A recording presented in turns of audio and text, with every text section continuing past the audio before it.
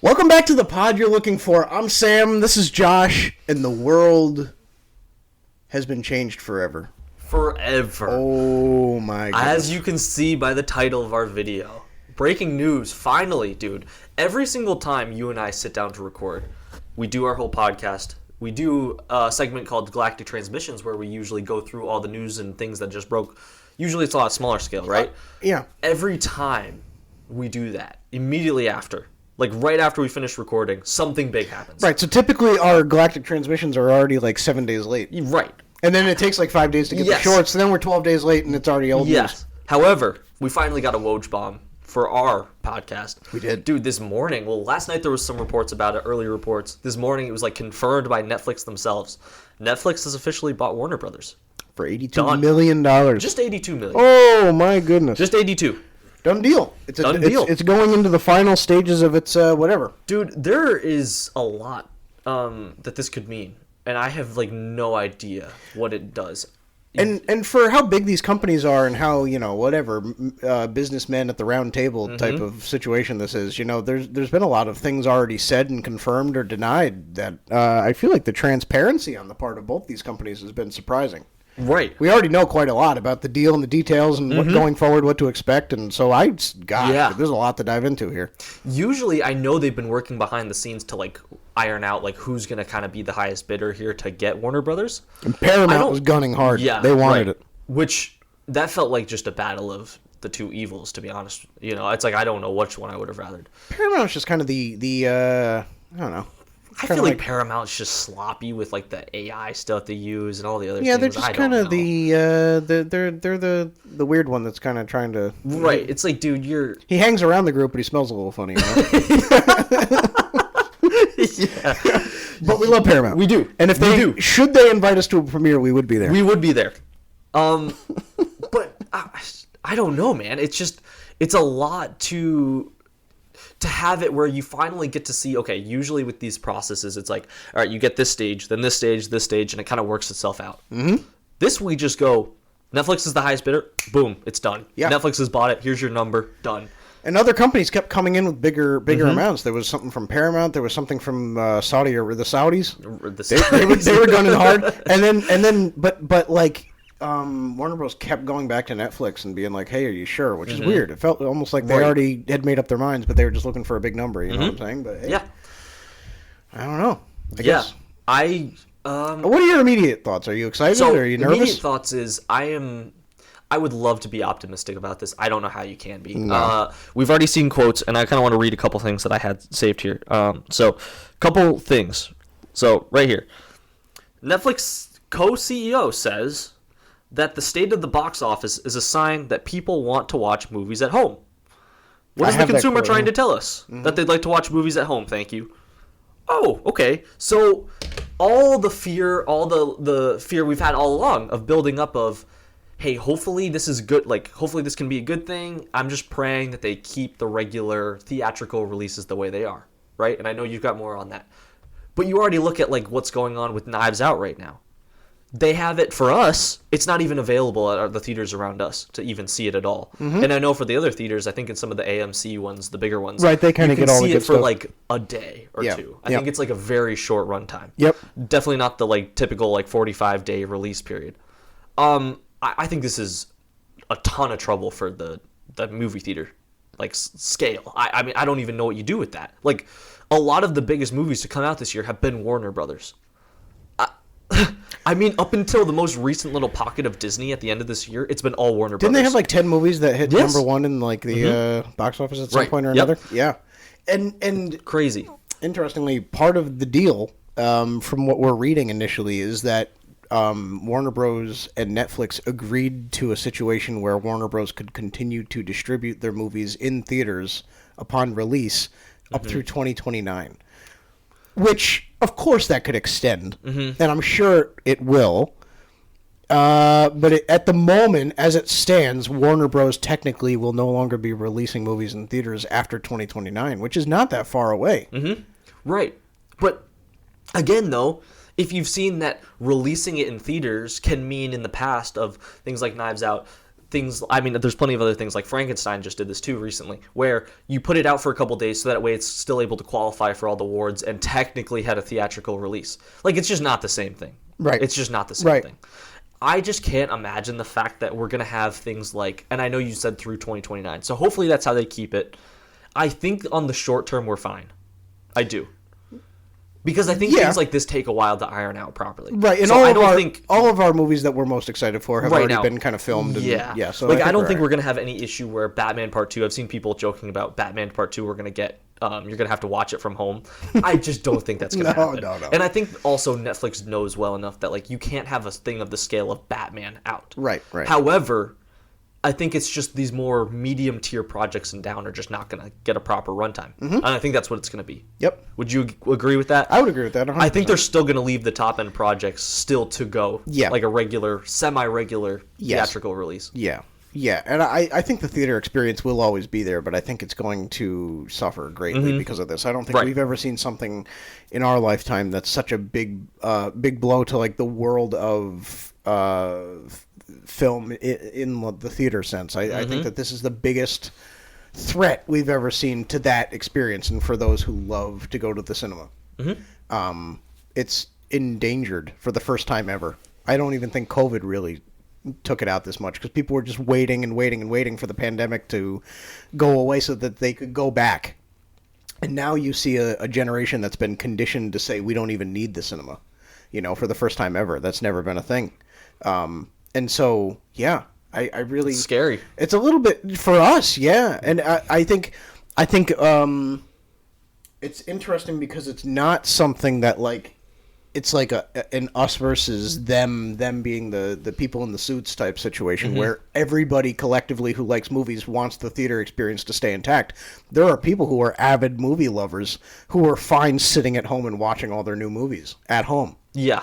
So it really is not a situation where it's like, if the people all band together, we'll keep our theaters intact. Like, this is really a situation where they could just go away because not everybody wants them anymore. You know? People don't see the need or the value in it, across the board, like somebody like you or myself would, Yeah. I would add too, I'm so worried about it because Netflix has branded itself a little bit now on being, and I know there's the jokes about this, but kind of the more senseless movies that you just don't really care about. Like, it's something just kind of put on. Yeah. If you look at Netflix catalog, for the most part, except for they'll have occasional times where good movies will be on there for like a month. For the most part, it's kind of, like, I would say it's dry. There's not many things I ever look at Netflix and say I want to watch. No. They've got some good shows. That's about it. Like, I really don't think that. It's like every Adam Sandler movie and every random stupid comedy you can think of. Right. And these, like, low-end, like, C and D tier stuff. With the exception of your Stranger Things or whatever. Right. Like, really, mostly shows. For the most part, it's stuff that other companies have created that have found their way to Netflix. Right. I looked on there the other day and I saw they had Whiplash and, like, a couple other movies that I was like, you know what, I would watch those, but, like, everything else is just stuff I would never touch. Yeah. Like, I would never touch. Yeah.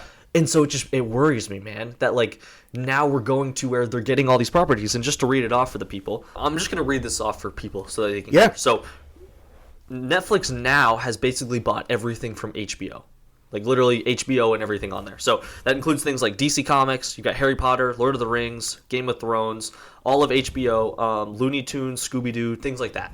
There's plenty of other stuff on there too. Like, I know right now they've got, like, all the seasonal stuff. They've got a ton of holiday movies. They've got, like, for Halloween they've got a bunch of Christmas stuff. It's a pretty big... Lord of the Rings freaks me out, I'm not gonna lie. Yeah. That freaks me out a bit. Yes. Yeah. But, like, you've now gotten, like, 3 pretty big franchises on there that are, like... At least I know for us, we do talk specifically. Like, we like to cover all movies in general, but we're a bit more specific, obviously, toward the franchises and things like that. And to see 3 huge ones on there is, like, mildly concerning. What other franchises has Netflix, like, worked with before, That they haven't created? Yeah. I don't know. I don't know. And that's where it's like, I just don't know what we're going to be getting here. Right. I don't know. There's just a lot. We've seen it before where a company takes over something and makes it something better. Yeah. True. Like, the Disney-Marvel collaboration hasn't ever been bad. I think that, you could say, oh, well, Phase 4 and Phase 5 weren't the best, but I don't think that's Disney's fault. I think that's just Marvel losing their way after Endgame, because that was a great story and it's over, But Disney has done great things with Marvel, and with the exception of the shows that they've done and the movies and shows, like Star Wars as a brand technically has never been bigger. So Disney, there's not, it's not uncommon for a big company to swallow up one of these smaller ones and make it something special. On the other hand, but I think that it's just a little bit scary when the same company owns everything. And yes. And they're not even a company with a track record of more than 10 things that are generationally good. Mm-hmm. Yep. So I don't know. I think Netflix clearly knows how to do business better than anybody. This is one of the most monumental things that's happened ever in the world of movie business. From the business side of it, this is huge. I don't know. I'm surprised it's Netflix. I know they're successful. Warner Bros. Is enormous. It's enormous, and it's historically one of the most significant film and television contributors that we've ever seen. From an animation standpoint to a film to a television standpoint, they're everywhere, and everything they do is at least on an above average level of quality or higher. And it's just, I don't know, dude. I'm a little nervous. Things like the Looney Tunes and Scooby-Doo, I'm actually excited for, because I think that it's a low-stake IP that they can make something special out of. Mm-hmm. I'm nervous when it comes to Lord of the Rings or Harry Potter or something that already is teetering on. Lord of the Rings had that Rings of Power show, and Harry Potter has Fantastic Beasts, and there's things where you're all right, clearly there's some franchises out there that the more you try and expand the IP, the further away you get from resonating with your fan base. Yeah, exactly. I don't know, man. But then things, the smaller stuff I'm excited to see. I think Looney Tunes, it'll be great to have them back, and hopefully have Netflix do more with that. Because there's a whole generation that isn't familiar with Tom and Jerry that's probably about to get a Tom and Jerry show. Mm-hmm. And that's fun. Yeah. But I get nervous about the big stuff that shouldn't be touched, It feels kind of to me when you've got a good player that maybe plays the position on your roster you don't need, and it's you go out and get that player, and you're he's a great player, but it's kind of I just feel it doesn't fit what you are. Right. I almost just don't feel Netflix just doesn't strike me that the typical viewer of Netflix. Now I say this at I assume Netflix is the highest of any, everyone has Netflix subscription, it feels but still it just doesn't I don't know. It just surprises me to think of people being oh, thank God, Lord of the Rings is now on Netflix. I don't know. Let me present a hypothetical to you. Netflix struggles and maybe overdoes it with a few brands. They reboot Lord of the Rings, say. Something that some people say is a blasphemous thing that should never be done. They reboot Lord of the Rings. They screw up, one of the big... They kill Scooby-Doo. Send them back to the pound. You cannot do that. Send them to Say they just screw up a couple IPs. Scooby-Doo goes to the pound. However, I know. Episode 26. Or 7? Are we at 7? 27. Yeah, wow. 27. So say those things happen. Say a couple brands get messed up. Mm-hmm. However, the theater experience is not touched. Are you okay? Yeah. Well, let me tell you why.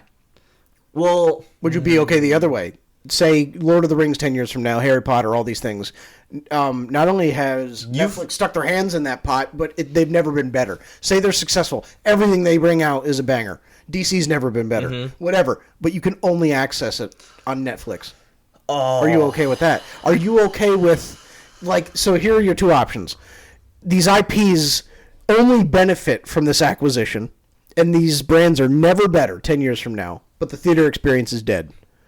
Or this theater experience is alive and well. You can still see your Marvel, your DC movies out there, but some brands are kind of suffering, and there's too many cooks in the kitchen. Not every DC movie's a hit. You kind of are still only expecting your Batman and your Superman stuff to be good. Harry Potter's dead. Lord of the Rings has been beaten into the ground. Narnia's dead. You know what I'm saying? So say those things happen. Mm-hmm. Are you okay? What would you rather? What would I rather? The brands be good and the theaters be dead, or the brands be meh and kind of meddled with, but the theater experience be intact? I'll say I think DC's the only one that could really benefit. I just cannot see a world where Lord of the Rings or Harry Potter gets a better boost. I think even if they did good with it, I think the contingent of people that would want it to be good are out. So the only one I could see it being good for is DC. But at the same time, you and I know better than anybody that movie theater experience enhances experiences by tenfold, right? Like, certain movies are so good in your mind because you got to see them in theater. I can't imagine taking away that event style, like, focus thing. Right. I think the way they have to do this and approach this is exactly like you mentioned with Disney. When Disney bought everything in Hulu, and it was kind of like, how are they going to manage this? Now you've got it where you can have your Disney Plus subscription, or you can buy a bundle with Disney Plus, Hulu, and ESPN. That sounds like a plug. That sounds like a genuine... And this is what you can get a whole access of. No, but you can get those three, right? All in one. I don't pay for Hulu. Don't care. But I just pay for Disney Plus. Right. But it's there. Everything still goes out in theater. Everything's there. It didn't really directly change too much. You can still pay the regular price of Disney Plus. Yep. Or you can pay slightly less for all of them. That's just how it goes. It kind of keeps it a bit more sectioned, I think, too, so that people aren't as confused. And I think it can kind of be a bit of like an integration where it's like, okay, now we have all this stuff. I worry, man. I feel like when these things happen, what usually causes is you get this monopoly at the top of Netflix. Now it feels like things like Paramount, and I know they're sitting on a wad of cash, but like companies like Paramount, Peacock, Stars, it's like all of these just Stars is dead. I mean, I know that's dead, It's but over. like you got to just like lump them together, right? Yeah. It's like you got to form a beast to to take it combat on. that. Yeah.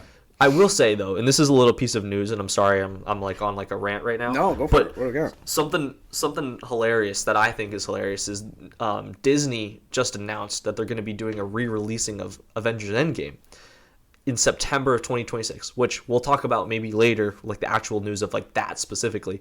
But I think it's hilarious that like you see the Netflix news of what could be going on with DC, and hey, maybe this is not going to be in the theater, and Disney like doubles down on it and gets to be like, you know what? Not only are our movies going to be out, but you can actually see them twice. That's a great... Yep. I think that's... Good point. Yeah. I think that's really funny.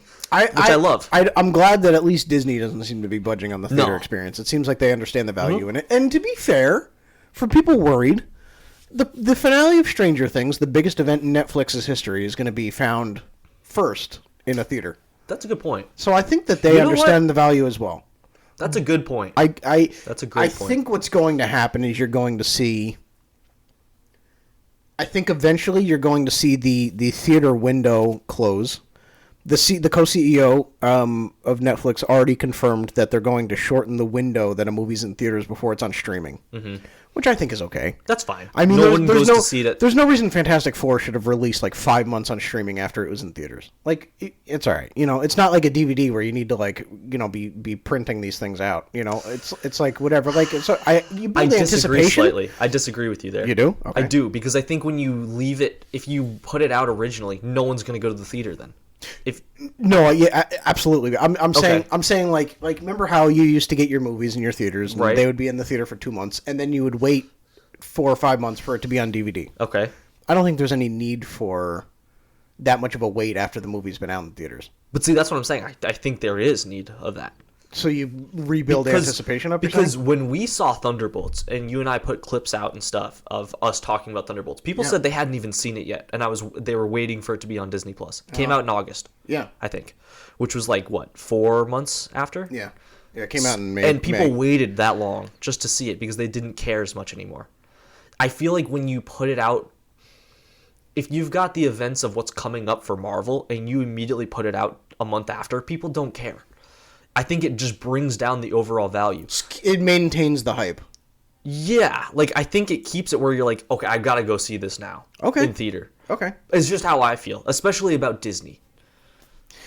But at the same time, I'm saying, like, I think if you shorten the window between theaters and streaming, or theaters and Blu-ray, or whatever, but you also shorten the window in theaters, I think that it keeps it intact. I think that it's the same thing. Because there's more of an incentive to go to the theater because this thing's only going to be in here for, say, 3 weeks. Oh, maybe. A month. But also, I don't know why they would do that, though, because then you shorten your box office return. That's what I'm saying. So you shorten the box office return, and then you make it quicker to where it's on streaming. You've just lost all that. So now everyone's just going to say, okay, well, it's fine. If I can't see it this weekend specifically, I guess I'll just see it on streaming in the month. I see what you're saying now. I feel like it lessens it. So yeah, maybe a little bit. I think that's why it's a good window where you can still watch it on streaming in 5 months if you need to. But Sure. I think regardless of how we feel about it, I think what you're going to see is because the co-CEO implied that the theater window would be shortened, I think you're going to see the theater window shorten, of course, because that's what he said would happen. And with that, I think will come a shortening of the wait between the theater experience and streaming, which, as a result, regardless of how we feel, is going to create less of an incentive to go to theaters, which I think you're going to see companies. I don't think you'll ever see the theater experience totally die out. I think you'll see it die out enough that theaters are going to be closing. Mm-hmm. But I think that you're going to ultimately, within, say, 6, 7, 8 years, you'll see a situation where theaters are going to say, all right, the movie is releasing on streaming for $25 and theaters at the same time. People are going to say, you can see Mole Man 2. DC's Mole Man 2. DC's Mole Man. It comes out this May. Yep. On the same day, though, if you want to pay $25, $30, you'll be able to see it on streaming. You'll be able to see it on Netflix. Mm-hmm. So, I think for your AMC's in Los Angeles and in Times Square, it'll be okay. But I think for, the Regal Cinema in the one we were at last night. Right. Schenectady, New York, it's going to be dead. You know what I mean? Yep. So I think I don't think it'll totally ever die out, but I think that it'll change enough that theater establishments will be put in jeopardy. For sure. Yeah. Agreed on that. Similar to the one that we sat in to watch Five Nights at Freddy's 2, which we'll discuss in a little bit. Yeah, we'll talk on that later. That one is going down the dumps. We want that one. That one, you know what? That one I hope that's the theater that Netflix takes out first. So you want it enough that it takes that one. Yes. And then we're good. If we have to sacrifice, blood sacrifice a theater for Netflix. It's that one. It's that one. Usually, and I'm not going to get political now. No, of course. You not getting political. Not dare get political. Not dare. This is not a political podcast. Not political podcast. No, but it isn't. With things that come out usually, not many things I feel like actually mentally, not affect me, but things that I'm like, you know what, does this really impact my day-to-day? Mm-hmm. No. Pod or no pod, this whole thing, if they do go straight to streaming with a lot of these things, that really does affect me. That really makes me upset. Yeah. I really hope we can preserve you and I think, are both, as much as, we love cinema, we also love the theater experience. Yes, the theater experience, and we want the best for it. So I hope that's where we go. That's all we want, right? It's never going to happen, dude, and this is not a hit at Netflix. I think you and I both love Netflix. We both love Warner Bros. We love all these companies. This is more just speaking to the life of, a regular Joe, your average Joe, like you and I are. Mm-hmm. There are people out there like us who have terrible weeks, and you feel like your week is nonstop, and your boss is beating you down, or work is just nonstop, or you get somebody hits your car, or you have a test in school that's ridiculously difficult, or you're trying to sleep at night and you can't get comfortable and you just lose sleep in the night, and it seems like you can't catch a break throughout the week. Mm-hmm. And then your movie that you've been looking forward to for a year comes out, and it's let me just get through Monday, Tuesday, Wednesday, because I know on Thursday night or Friday afternoon I'll be at the theater. And that's not everybody's experience. It's certainly not as commonplace as you might have seen in the 90s or something when The Phantom Menace was coming out. But for people like us, it means something that you can't really put to words. It's something that almost there's an outright refusal that I feel to allow that to be taken away, because it just feels so vital to who we are as people. There's been times where you and I are sitting in the theater together, and it's that moment where we're together and we know that regardless of where we were at throughout our weeks, we ended up here that. Yes. It feels like this is what it was all for. Right. Like, we're here now, though. Like, and it's okay. And now we get to just sit back and enjoy a ride for 2.5 hours and not think about anything else. No. And can you get that experience sometimes with your LED lights and your whatever at home? Of course. Minimal. It's just not the same. When you're in a movie You know what I mean? theater, It doesn't feel like an event. You put your phone away. You get to just be in the moment. You're totally submersed in it. And you don't have, like you said, the anything else that happened in your week, you can't control at that point. No. You're just in the movie theater. That's what you got. So I totally agree with what you're saying. Yeah, man. And again, that's not like how some people are like, oh, these big business people, they just don't understand. You know, I'm not saying that. No, I know. But I think at a certain point they have to factor in that there are people that like value this experience. And there's a reason that with all the things that closed due to COVID, the theater survived. You know what I mean? Mm-hmm. There's something to be said there. Yeah. And you shouldn't take that away from people. Because it might not matter in your rural Oklahoma town, but it matters to it matters to people. Mm-hmm. You know, Agreed. The theater. On a more fun note, Yeah. we're about to. I think we have some prompts here, and you and We do.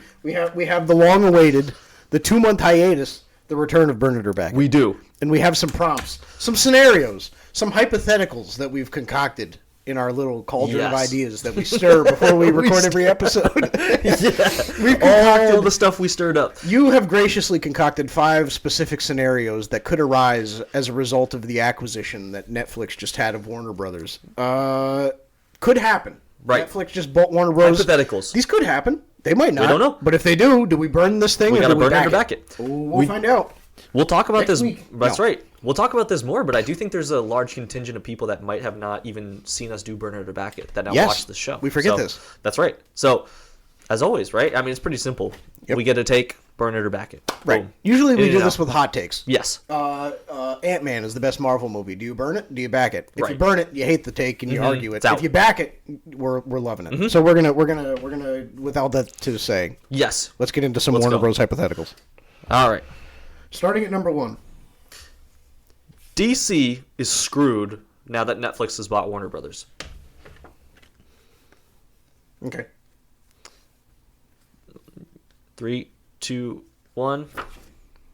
I'm gonna burn it. Yeah, I'm burning David it too. Zaslav has already been confirmed to stay on as the head of DC.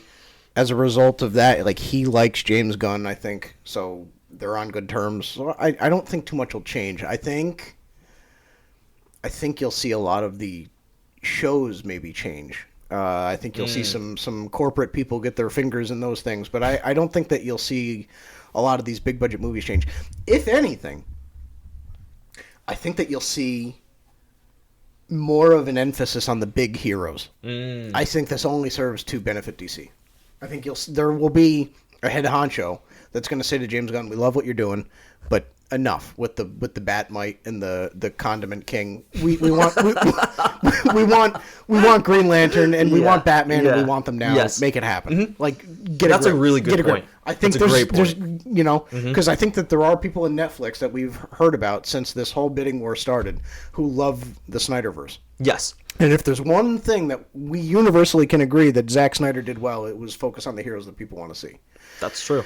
And to speak to Zack Snyder, I've heard some rumors, some little stirs in the dark corners of the Snyder sphere.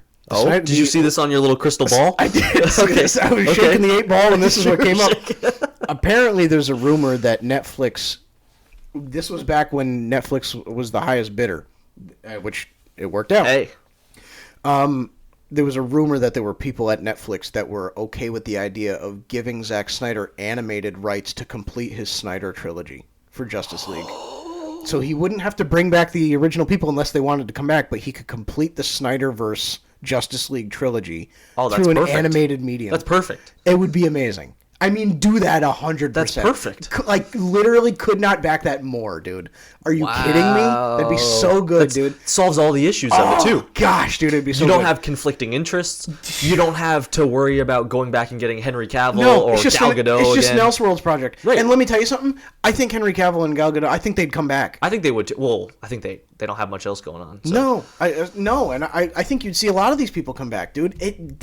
It would be so cool, dude. Well, and animated would allow a clear distinction. This is the stuff over here, yes, and then we got James Gunn 100%. stuff, and they could very easily make that distinction. I think that'd be easier to distinguish than Peacemaker. Well, Peacemaker season 1's not canon, but Peacemaker season 2's canon. Right. Like this is just we got the Snyderverse over here. You can tell because it's animated. We got the James Gunn stuff over here. Dude, this is like the best thing that I've heard from DC since Superman came out. This is amazing. I'm so excited. Plus, please do this. They've got a history too with working with a lot of with Sony as well. Yes, Netflix. Yeah, so they could easily tap into that studio. Dude, it could be so good. That would be huge. Yeah. Okay. I like that. Yeah, that's good. Yeah, man. That was good. I really would love to see that. I seriously would. I mean, do I actually, you know what? For a movie that was supposed to just jumpstart a trilogy, I really think the Snyder Cut is like a complete story. Mm-hmm. Like, it's one that if it never was touched again, I'd be okay. I feel like it's a perfect Justice League experience. It like leaves it out there where you feel like the world is still going, but you felt satisfied that it ended. Right. You don't need to see the rest. Mm-hmm. But you would love to. If there's a pathway here, I mean, let's pave it. Well, because what's better than having both? Give me both. Why not both? Why not both? BOFF, both. It's the simplest way. Now that we've said all that, our next one, I threw this one in there as just for fun. Okay. There's a joke that we always just hate on James Gunn, but anyway, it's not totally serious. There's not complete truth to it. Complete. James Gunn will be thrown out by his white mohawk, and the Snyderverse will be restored now that Warner Brothers has bought Netflix. Well, has been bought by Netflix. Sorry. You ready? Is this from a do I actually think this is going to happen, or is this do I want this to happen? Is the answer? Okay, ready? 3, 2, 1. Do I think it's going to happen? No, of course not. Obviously, yeah.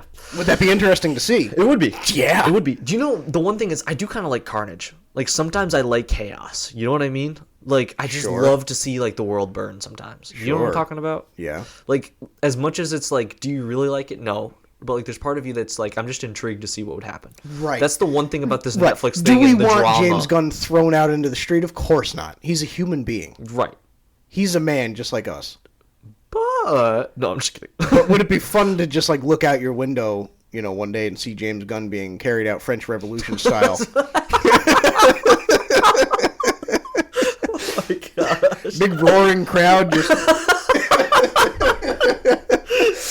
I don't know. No. I think James Gunn's job is fine. Yeah, I agree. Yeah, and he'll do okay. I really, honestly, have never felt better about the future of DC. Mm-hmm. I see people freaking out. This is not the IP to freak out about. Your take was great, dude. You're so right. Netflix is a very smart company, clearly. Yeah. I mean, very. Yeah. They wouldn't have bought this unless they had a proper vision in mind for DC, I'm sure. Because that's a huge part of Warner Brothers right now. Right. Well, in general. And I see it like you see an IP that's doing well and you want to get in on it. It's like, they're not going to screw it up if there's money to be made there. But they're also going to work for putting forth the best characters that you can.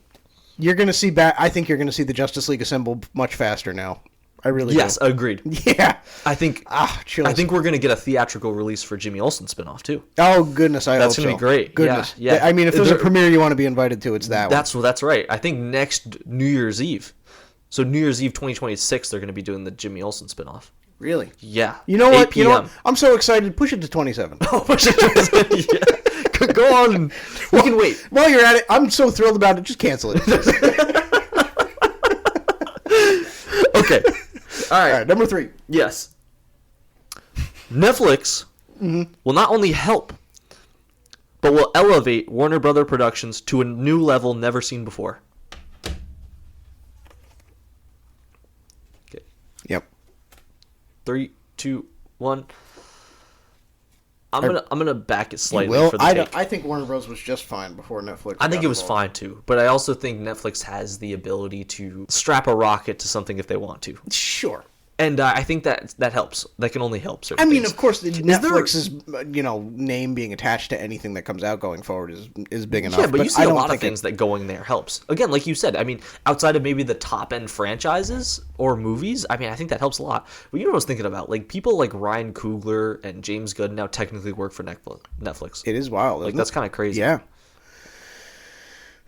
I don't know. Scooby-Doo works for Scooby-Doo is owned by Netflix. It says on his collar now, if found, please return to Netflix. Netflix. I had just a crazy week, dude. Like, you just this finished is my finals week. You're on your for break. School. This So is I am on break. The opening Clap it hours up. of your winter break. That's right. This whole week, man, has been wake up at 5 a.m. study, and not quite 5, but wake up, study till like 10 or 11, and then wake up, do it again, kind of sleep a little. So right now, today, I have never had a harder time forming a sentence. See, I'm doing it now too. That was not even intentional. That was not even intentional. A sentence that I have had today. So just forgive that, and whatever. I think you're doing good. I wouldn't have known. Dude, there's been like 5 times today. Even I was talking downstairs before, and like I could not. Like, really? There was things that I just kept fumbling. I don't know what is going on. It's like my brain is like. Hey, but you're good now. You're free. Good now. I'm free now. That's right. So, yeah, I think we're good. Yeah, I don't know. I think Warner Bros. Was fine. Yeah. I'm sure there will be good that comes out. I think there's going to be stuff that retrospectively you look back and you're like, that probably wouldn't have happened if it wasn't some big corporate greedy situation. But that happens all the time. We're just gonna have to look in a couple years and see what happens. I guess so. That's right. Come back in 2029. That's right. Now, you and I talked about this. You put a little post out, and I kind of wanted to bring this up. Just about, I titled little segment "State of the Pod." Oh yes. Ooh, Working away from Netflix, by the way. This is totally separate. Oh yeah, sorry. We're done with Bernard Beckett. Done. We're done. Get out of here. We're all done. Get out of here. Yeah. We had a cool week with a lot of stuff with the podcast. This was kind of huge. Like, can you detail this a little bit? Yeah, I for those of you who use Spotify, which I'm still shocked at how many people use Apple Music. I'm not saying it's a bad thing. It always surprises me because I use Spotify so much that to me it's just the norm. Mm-hmm. But Spotify Wrapped came out this week. I believe it was Wednesday. Yes, Wednesday, and yeah. This is not us sharing our own Spotify Wrapped, by the way. No. As a creator, on Spotify, having the podcast, we get stats back similar to Spotify Wrapped, but rather than like what we listen to, it's how many people listen to us. And it was brought to our attention that multiple people, like a fair number, had our podcast in their top 3 podcasts of the year. Which is cool. Which is wild because we started in May, and I believe that Spotify Wrapped stops like tallying numbers in like August. Really? Yeah. Wow. Which means that like pretty early on people were supporting. Yeah. And for some people it was their number 1 podcast. And I'll say you and I probably listen to the podcast the most. I thought because I edit it and we listen back to it to make sure that we didn't say anything that's going to get us canceled and this and that. Like we weren't even in the top 10% of listeners. So that says that it wasn't even my top 3. Right. Which is crazy. And my family is very supportive of the podcast, but they don't listen because they don't know what the heck we're talking about because they're not as crazy about movies as we are. And so I know that it's just people out there. It's not like people that we're like tying up and like putting headphones on their ears. So this is just like incredibly flattering. Yeah. And tying in with that, we've had a lot of people kind of through different. We have a bunch of different platforms. Obviously, we do like the Instagram, TikTok, all our stuff. But we've had a lot of people reach out lately, basically just telling us pretty much just simply like love the podcast. Yeah, which is just great. And it's all people that we have no idea who they are. You said somebody came up to you recently and was like, "You guys like have like a real thing going here. Like this could actually be something." Which was awesome. Yeah, really very cool. Nice because we started it for fun and we're still doing it for fun. But also, like, I think you and I both feel like this could be something special, especially down the road, like, that could take us places. And it's just incredibly vindicating and heartwarming to hear that from people that don't have to say that. The support has just been overwhelming. And so we're just so, like, incredibly grateful to anyone who's listening or watching. It means the world to us. And, like, we, pay attention to the podcast because we just like love to joke around together and this and that, but like it's always surreal to hear that somebody else enjoys it as much as we do. and so it's just very kind and we love each and every single one of you who's listening. So very flattering. Meant a lot to me this week. We had Monday. I texted you this. There was kind of like a little bit of a rough day going on. Yeah. And I kind of totally understand now other people like how this makes them feel at the like more higher up even. But we had somebody just say something nice to us about just how nice the podcast was. Someone we didn't know, and like it was just a really encouraging comment. And like something about that dude, it just like lit a fire. Yeah. And I was like, this is so awesome. Yeah. And just like again, like to what you're saying, I would love for, when we first started, we said we want to do this so that we can build people up together to like talk with them. Like We that's our want to goal. create a place where people feel that like We can, yes, their opinions are heard and their Right. voices are heard, and you know, it just is like incredibly important to us that like the same vibe. We want it to feel like it's just two friends talking, but also that like you're in the room with us.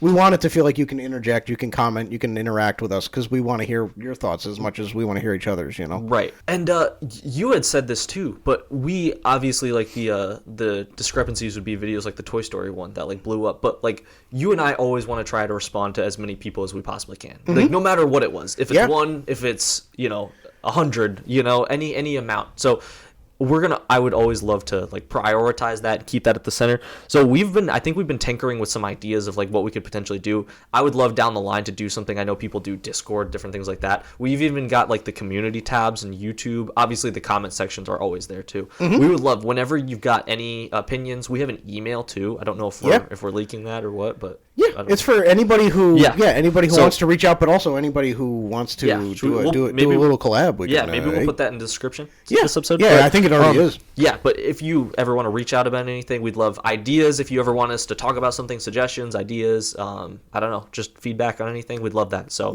yeah. So again, thank you to everyone for listening. Yeah, we love you guys. We're best friends, but we also see you guys as like an extension of our friendship. I think honestly, like it just feels like it's just surreal thing to say that people are like listening, and you were saying this to me the other day. The craziest thing is like when we have like a 55-minute episode and we say something absurd at like 52 minutes and somebody's like, what the heck are you talking about? Yes. Because it's like, dude, you made it that far. Like, Right. what in the world? Yeah. It doesn't make sense to us that somebody would care that much about what we're saying to make it that far. Yes, I exactly. feel like I'm so used to people just like checking out. Yeah. It just Right. is like very It's cool. flattering. And I almost feel like it's like you can't speak to it too much or else No. you get emotional. But it's very, very kind. No, it's very cool. It's very kind. But Just to think about you and I talking about Mission Impossible back in like the end of May, and us talking about if we thought Gabriel was a better villain than, I don't even remember.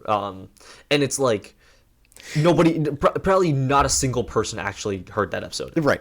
The idea, except for us. The idea of us having a take though that like people like hear it and they're like, oh, I thought I was the only one who had that take. Like that's so gratifying. The idea, honestly, the flip side of us having a take and somebody being like that to me like gets me so fired Oh up. yeah. Yes. I love it, dude. So but we're just I love that. Yeah, we're dude, just so I thrilled have out. so many ideas that I would love to do with like a little more like engagement. Like you and I, can you imagine doing like a watch along, like a movie watch along? Yeah. Or doing like I would love to take callers. Oh, that'd be great. That would be so much fun. That'd be great, If dude. anyone ever wants to do that, I would so do that. Yeah. That would be so That'd be awesome. awesome, man. And can we finally, last piece of this, you put out a post the other day on Instagram. And like with the post, you kind of, again, you were thanking everybody, but you also put it out to a few of like the people that we have like grown up watching for a while, and also just mean a lot to us and kind of have been able to lay a blueprint for what we do now. Yeah. And dude, that was crazy. Like we had a lot of people reach out to us, which was like crazy. I don't know. It was nuts. We had Creators that we've been watching since like prior to the pandemic that just like reached out and were like sending love in our direction. It just gosh, dude. followed us back and different things. It was nuts. You can't really put a word to it. It's nuts. It's really crazy. These are people that you like look up to, or like that we've modeled our podcast after. There's things, even little intricacies about the way our podcast is set up, or the way we conduct ourselves, like on the show, like that are like homages to people that like we just admire the way they do their thing. So it's just kind of crazy when it's like you see those people like acknowledge you. It's like, Yeah. we're living in the same world, and you just like read through our thing, and it's just wild. So Yeah. very, very cool. But We might have to do an official call out soon, but I'm feeling like there is some sort of tension in the air, dude. There is a storm coming, and it is a big old parking lot take size storm coming. I think that collab is needed soon. It is absolutely needed. It is They've been needed, showing dude. us some love, and obviously I've been watching their stuff, and I really enjoy it. So Yeah, I would dude. love to be able to get No, to talk to them for a little bit. So I'm glad you said if they ever got time, man. I'm glad you said something, dude. Yeah, I totally agree. Like, if at any point they want to do something, we would be so game. Remote, in person, that I will We will say. fly and meet you in Florida. We will. Yeah, that studio looks pretty comfy. So, yeah. But yeah, dude. Yeah, so but Yeah, very, very, very nice, very heartwarming, very flattering, and we're very excited about what the year ahead looks like because we think that it's going to be even bigger than this one. So yeah, very well said. Good. Okay. All right. Now do we have to trudge through the? Yes. So now we're about to go from that nice, sweet, sentimental to. Yeah, you enjoyed that? Yeah, you enjoyed that. Well, you ready? Can we just say our review? Ready? Our rating? Yeah, this is our rating of. Yeah. Yes, our rating of Five Nights at Freddy's 2. We saw it last night. We saw it last night. We saw it, so you don't have to. 3, 2, 1. 0.01. I'm gonna go 2.8. There is literally nothing redeemable about this movie. This movie is just absolutely terrible. It really stinks. This movie's terrible. Oh my gosh. The first time I've ever had to invoke a 100th percentile for a movie rating. The movie's just not good, dude. It's really bad. They're like runaway candidate for worst movie of the year. I was so disappointed about it. We watched the first one and we said it kind of stinks. There's maybe a little bit, like, it's hard to see, but like a little bit of glimmering hope of like maybe if they do this, they could make it work. And you know what they did? They saw that little bit of glimmering hope, and they shut the blind on it. It just completely it was teasing worse. You with the glimmer of hope, and then they turn the lights off. Yeah, than the first one, and I didn't even think that was possible. I think unfortunately the situation is you just, if you're gonna do another one, which I know they're planning to do another one, 'cause the post credit scenes and stuff, right? Good. Yeah, good stuff. Good. You just I don't think you can do it unless it's rated R and like very like dark and but scary. It won't be. It won't. I know it won't be. Yeah. So that's what I'm saying. Don't do it unless you're going to do that. Right. Whatever this is stinks. It really does. And you know what's weird, dude, is like usually when stuff like that happens, it's like, oh, it was just made by people who didn't understand the source material. These are people that like love these games, and so it's like, what in the world are you doing, dude? These movies are terrible. Growing up, for me, I didn't play them directly, but all my friends did. Yeah. So I remember spending, 3rd through 5th grade sitting inside sometimes, and you'd be looking at people's iPads as they were playing through the games.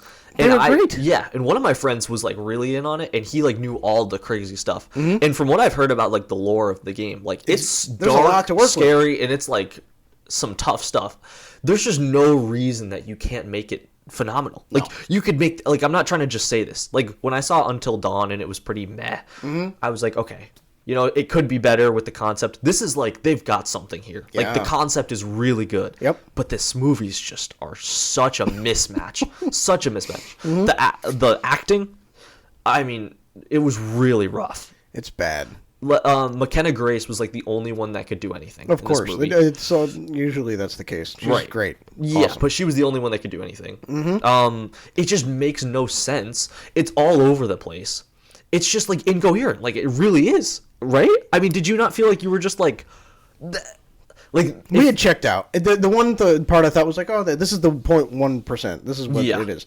It was the moment where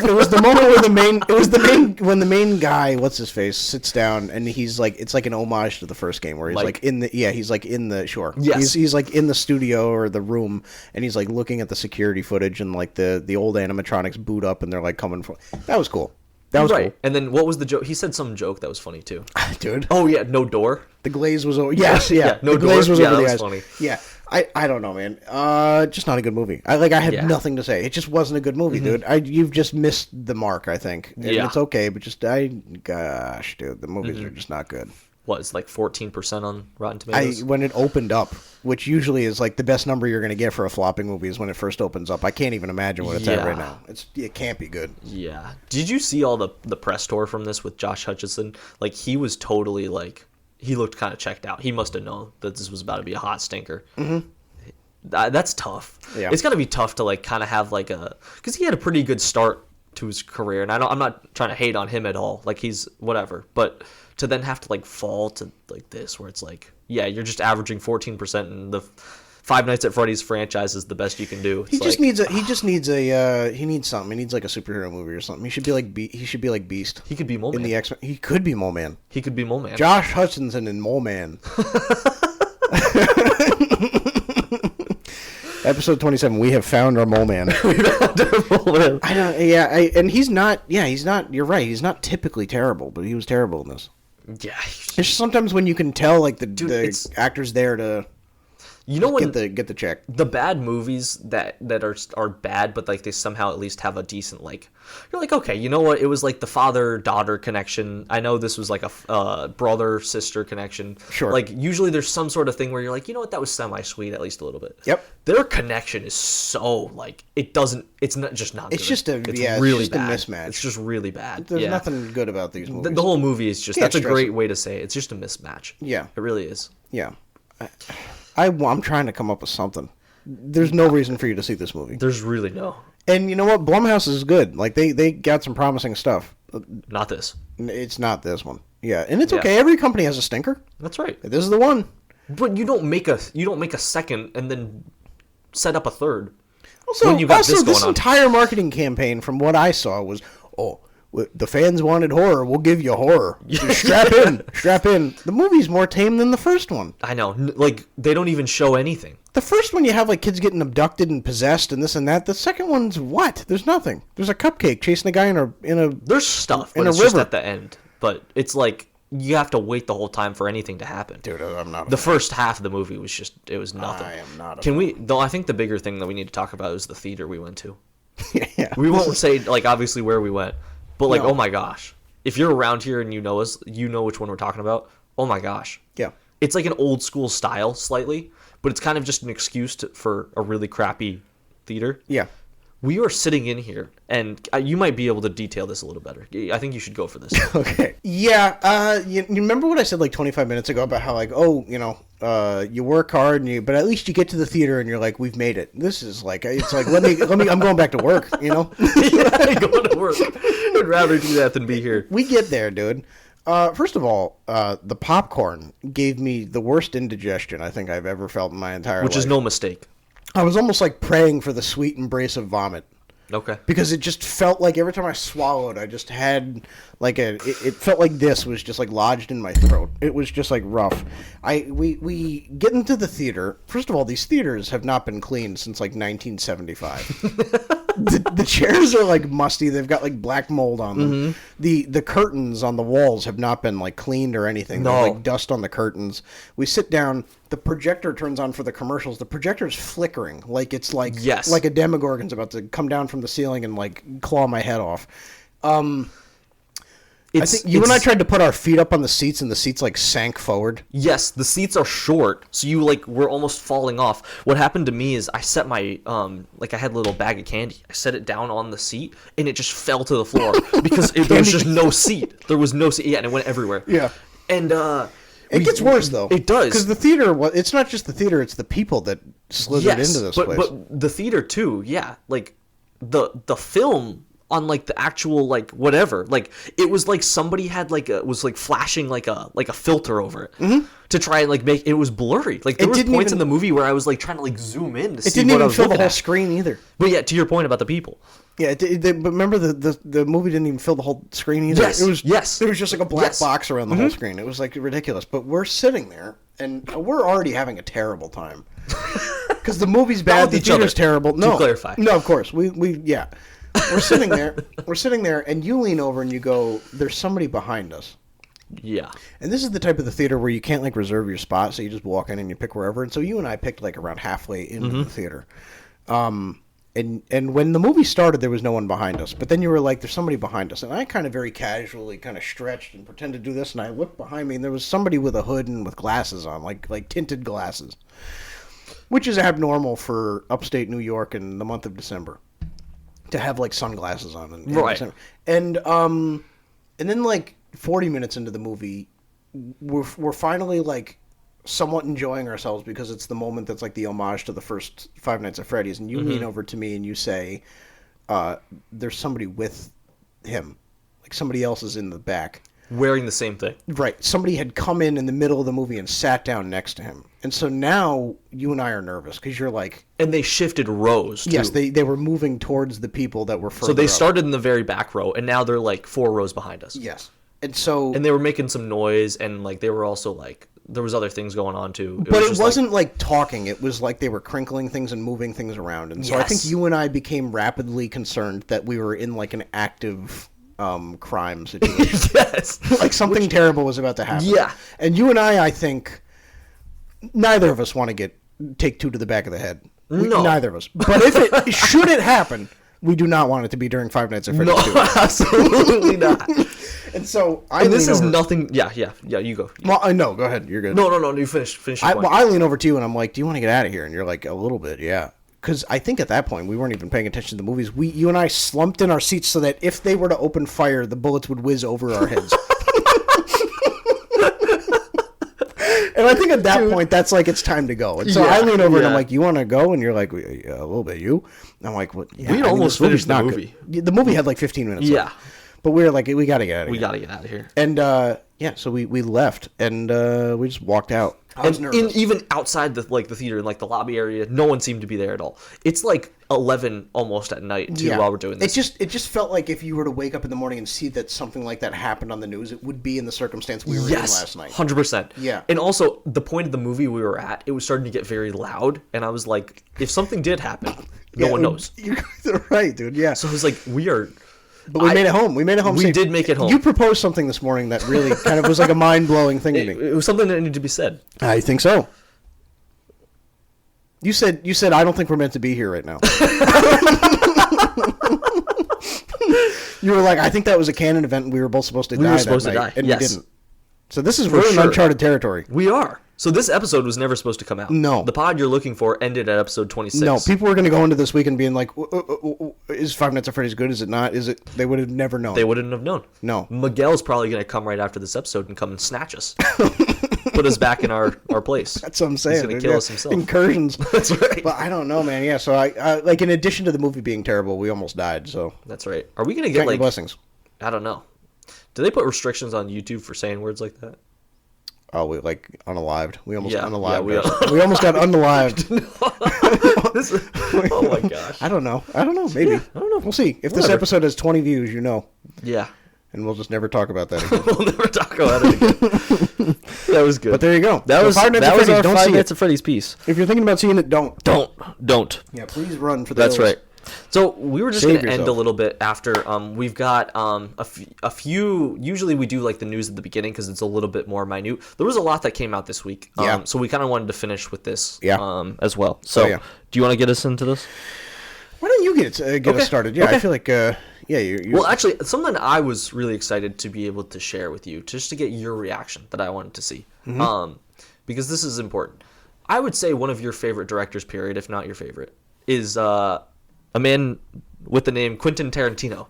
Dude. So somebody come get their mans. Yeah, he was in the news very frequently this week. He was going nuts, dude. Yeah. Somebody took him off his medication or something like that. It was something happened. Well, what was your reaction to everything? And what happened for the people and that people don't know?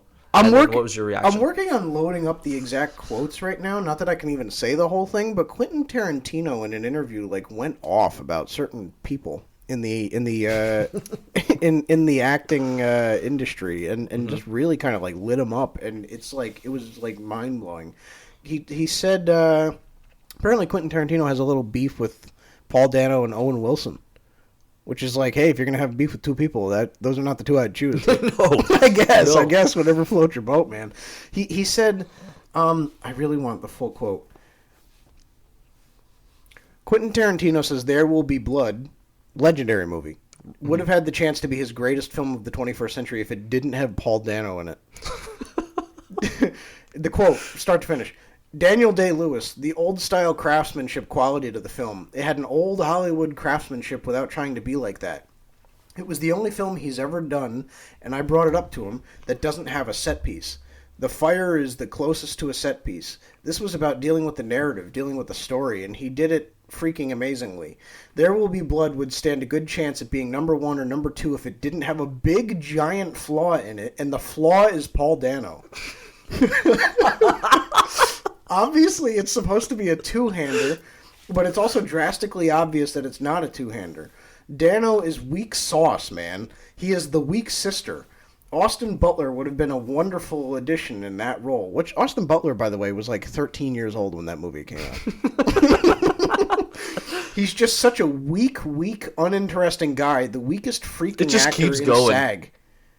The Screen Actors Guild. And then he laughed. Then, on Owen Wilson, Quentin Tarantino says he can't stand Owen Wilson. Okay. I really can't stand Owen Wilson, and I spent the first time watching Midnight in Paris loving it and hating him. The second time I watched the movie, and I was like, okay, don't be such a... And I can't say the word. He's not bad. He's not... Okay, he's not so bad. And then the third time I watched it, I found myself watching him and hating it. So Quentin Tarantino is just like on a roll. I don't... Somebody said something interesting. They were like, imagine this is just like one... He announces the cast to his 10th and final film, and it's just like all the people that he said he hated. And this is just like one big thing. Oh, that would be awesome. It would be I great. don't think it's that, I though. don't either. I think it's just that. He's genuinely insane. Yeah. Yeah. Just something crazy to like say confidently and out loud. Like say it with his chest. There's just no reason to say that. He said all this like with confidence. Like I really don't like these people. And like by name is just insane. Usually at the very least they're like, "Oh, there's some actors and they this and that." And you know what? To be fair, I will say Owen Wilson, I don't really understand. I like he's never been in anything and required the audience to take him so seriously that I would like look at him and be like, you know, pay any attention to like the technique of his acting. Like he's just like a fun guy to watch. He's Lightning McQueen, whatever. He's just like a fun guy, you know. He's just Owen Wilson. Yeah. Right. He's just and he kind of like plays into it. I'm sorry. He kind of just like plays into it a little bit. He plays into all like the memes and the wow and this and that. Like he just does all the stuff. Like, Yeah. He just sounds like a cool guy. He's like, you know, Matthew McConaughey without just a little bit extra juice. You know what I'm saying? That's good. Paul Dano. That's good. Paul Dano, I will say, loved him in the Batman. He's great in There Will Be Blood. He's good in a couple things, but he kind of plays the same guy. He's an amazing actor, but he's like Robert De Niro, where it's like when Robert De Niro is not in a gangster movie playing like a mob boss, like you don't really know why he's there. To me, that's kind of what Paul Dano is. Like he's amazing, but he's amazing in specific roles, where it's like the quirky guy with like the side of him that you wouldn't expect. Like he's great in a specific thing. But I certainly would not flame him for that. Like, there's certain actors that are amazing at one specific thing, and that's okay. It carries their entire career. Like, that's all right. That's okay. I do not think, you know, if you're going to go after an actor for being, like, one-dimensional or this and that, like, it would be him. Like, I would not, you know? Well, at least choose a guy who's chosen a niche but is bad at it. It's a crazy thing to say. I'm sorry. Like, to the extent he did. You don't articulate that out loud. Yeah, you don't say that out loud. I'm all for, I wish more often you'd get a bit more people being open and transparent about things. That's like where it's like, whoa. Yeah, that's dude, crazy. That's crazy. Like, you reading that, it just keeps going. Yeah. Like, I remember I read it the first time and I thought the same thing. You're like, dude, you're like, wow, he said a lot. And then you're like, it just keeps going. I cannot imagine being like his PR person. Oh, Paul Dano is just weak sauce, man. Weak sauce. That was it. Weak sauce. It's crazy, dude. That's nuts. Just wild. That's insane. I think Quentin Tarantino, to me, it feels like he is the Kanye West of cinema. That's a good take. I see that. I feel that like he puts out banger after banger, but then like in his personal life, you're like, I want nothing to do with this guy. He's got like an addiction to like women's feet. He says the N-word all the time, and then like he says Paul Dano's got weak sauce and like this and that. Like he's just like he's on a tirade all the time. But then like he goes and puts out a movie and it's like the best thing you've ever seen. And I feel like that's like Kanye West just puts out albums and you're like, this is like revolutionary to music. But then like he goes on Twitter and you're like, whoa, whoa, whoa, whoa, whoa, whoa, whoa. That's what it feels like. Yes. It's just that's like a great take. Just like a really an unhinged guy whose insanity works for the craft that he's perfected. But like he should be like kept under constant watch everywhere else. Yes. That's what it feels like. And I really do think Quentin Tarantino is like, I love him as a director. I think he's got like, he's just so much like his ideas are so much fun to watch on screen. I love Once Upon a Time in Hollywood. I love Django Unchained. I love Pulp Fiction. I love I can't say I love Inglourious. I love even like Reservoir Dogs, a little too like, you know, language packed for me. Like it's just constant cursing where you're like, dude, I haven't heard like a normal bit of dialogue in 25 minutes, but like it's a cool concept. Like he's got great ideas. To me, he was like the unfiltered James Gunn before James Gunn came along. Like he was like his music taste, like Kill Bill, like revolutionized like music and film and like stylized action. Like his contributions can't go understated. But just as a person, I just am like, whoa, dude.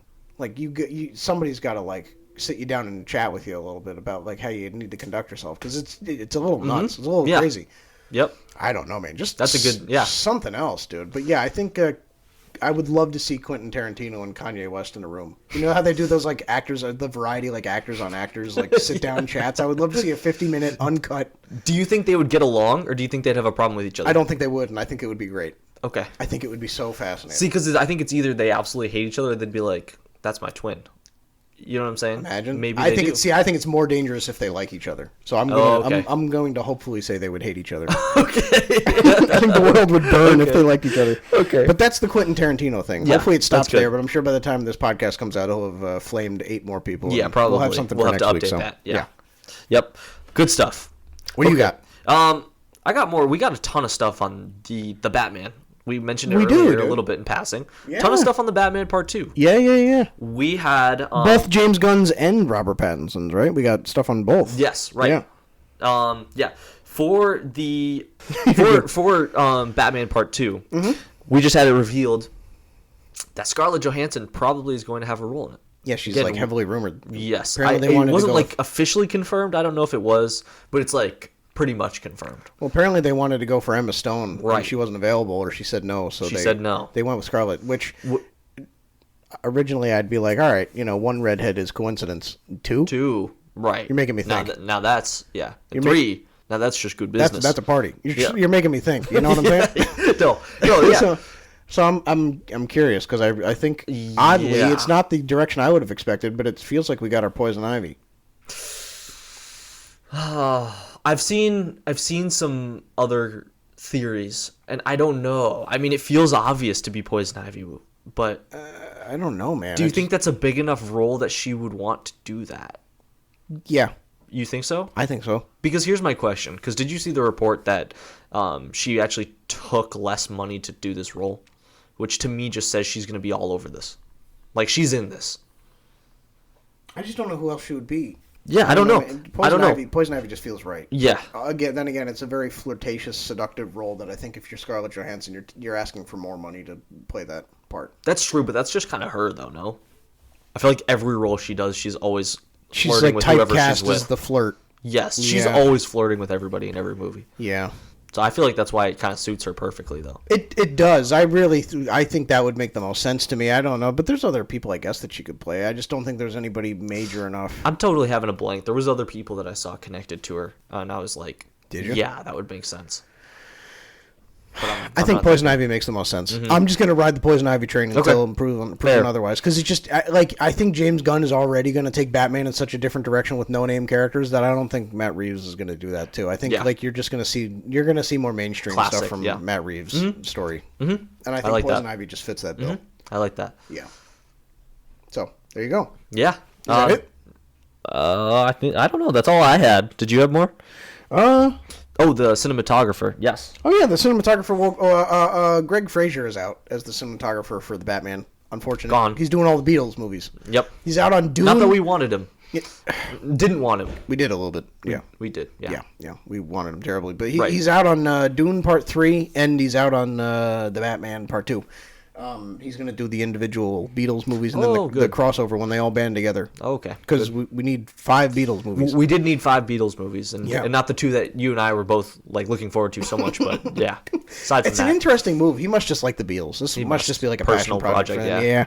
But yeah, we have a new guy, and you might have to help me pronounce his name right. Is it Eric Messerschmidt? I think that was great. That was good. From The Killer. That was good. He did Gone Girl. He did Ferrari with Adam Driver. So he's got a couple. Yeah. I mean, his style is very... You sent me some stuff, though, from him. I don't think that tonally Part 2 will look much different from the first Batman. No, yeah. It looked very similar. It'll be pretty consistent. The contrast of shadows, the focus on something, the lack of focus on something. Right. Like, it fits perfectly. And also, it's not like Matt Reeves hires this guy and he's just at the will of this guy. Like, they work together. So it's like, there's going to be some consistency. It's going to feel like the same universe. It's not going to feel like it's a totally different type of environment, but... Will be interesting. I know that another thing I'm thinking maybe with Poison Ivy is I know that Messerschmidt works a lot with like green tones. The Killer was heavy on like the greens and the blacks and this and that. So it makes me curious about Poison Ivy because Poison Ivy's whole thing is all the plant life and this and that. Gotcha. So we'll see, but I don't know, man. But it's a great move. It is a great move. So good we'll stuff see. coming out about that. Oh yeah. What do you think? Yeah, I think that's pretty You good. feeling good? Yeah, I think we hit a little bit of everything. Yeah, you know? dude. I think so. So next week we're doing our Christmas episode. Ho ho ho! I gotta get her a Santa hat. I gotta get. I gotta get a Santa hat. Okay. Yeah, I have one. Are we doing that next week? Yeah, Little Santa? I'm definitely Santa wearing a up? Santa hat. Yeah. Okay, so next week I think a little preview. We're probably gonna have something else we'll talk about. I think we're gonna do a bracket. We're gonna decide the top greatest Christmas movies. Yep, the greatest of all time. Yes, we also will do I think a little burn it or back it for Christmas stuff. So you'll Some hot Christmas takes. Plenty to look forward to. Oh, yeah. Week after that, Avatar. So we're eating good. And then Stranger And Things. Stranger Things 2 and 3. Yep. So it'll be fun. Be there, It'll be good. square. That's right. Yeah, but as always, somewhere between the noise and the silence is where the real stuff happens.